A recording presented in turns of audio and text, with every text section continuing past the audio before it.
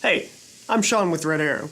What if I was to tell you there was a day and age in photography and videography where you could take people, animals, objects, and make them bigger or smaller than your intended subject without the use of Photoshop or After Effects? Well, this technique is called forced perspective.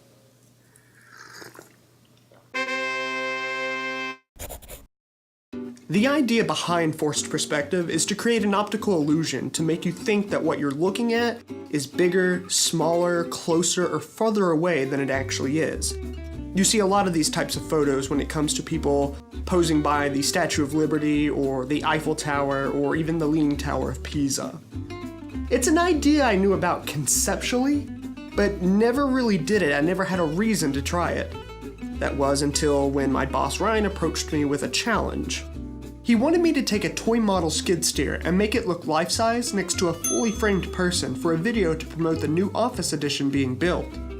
When he asked if I was up for it, I did what anybody else would do when they have no experience at all in what they're being asked to do. I said yes, because he's my boss. The idea seemed simple enough.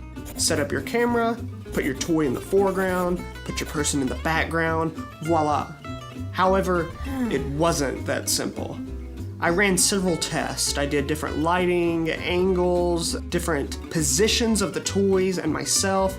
It was kind of working, but my biggest problem was focus. To get the size right, the toy had to be very close to the camera, while I had to be far away. So far away that getting us both in focus was impossible. I finally realized that I had to set my focus somewhere between the toy and myself so that we'd be equally out of focus, giving the illusion that we were on the same focal plane. After running a few more tests, I got the perspective right, but the John Deere still looked like a toy. So I took it to the construction site for the new office building and dirtied it up. And it actually made it look more real.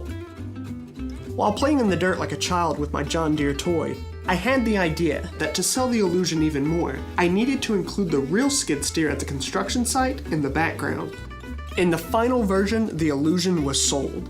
Everyone from the office was out there dressed as construction workers and pretending to work. Someone was sitting on the real skid steer in the background, while in the foreground was the toy model with some dirt in its bucket to make it look like it had been used. The focus was just barely off. In fact, I think that everything being slightly out of focus helped draw any extra attention away from the toy model.